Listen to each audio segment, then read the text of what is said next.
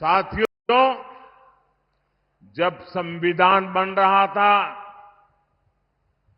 काफी चर्चा विचारणा के बाद देश के सभी बुद्धिमान लोगों के चिंतन मनन के बाद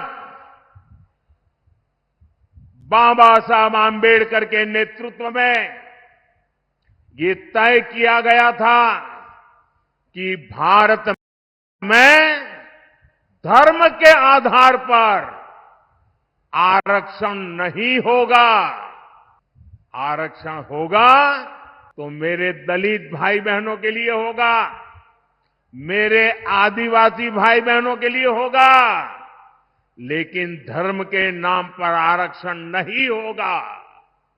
लेकिन वोट बैंक की भूखी कांग्रेस ने कभी इन महापुरुषों की बातों की परवाह नहीं की, संविधान की पवित्रता की परवाह नहीं की, बाबा साहब आम्बेडकर के शब्दों की परवाह नहीं की।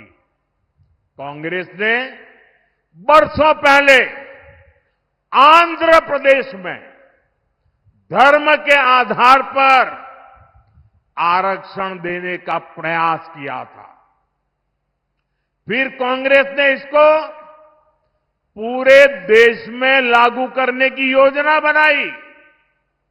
इन लोगों ने धर्म के आधार पर 15% आरक्षण की बात कही और ये भी कहा कि एससी, एसटी, ओबीसी का जो कोटा है उसी में से कम करके, उसी में से चुरा करके ये धर्म के आधार पर कुछ लोगों को आरक्षण दिया जाए। 2009 के अपने घोषणा पत्र में कांग्रेस ने यही इरादा भी जताया।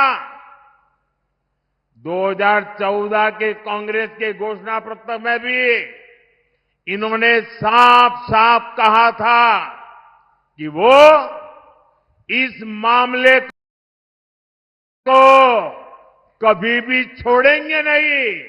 मतलब धर्म के आधार पर आरक्षण देंगे, अगर दलितों का, आदिवासियों का आरक्षण कट करना पड़े तो करेंगे। कई साल पहले कांग्रेस ने कर्नाटका में धर्म के आधार पर आरक्षण लागू भी कर दिया था। जब वहां बीजेपी सरकार आई तो हमने संविधान के विरुद्ध, बाबा साहब आम्बेडकर की भावना के विरुद्ध कांग्रेस ने जो निर्णय किया था उसको उखाड़ करके फेंक दिया और दलितों को, आदिवासियों को, पिछड़ों को उनका अधिकार वापस दिया।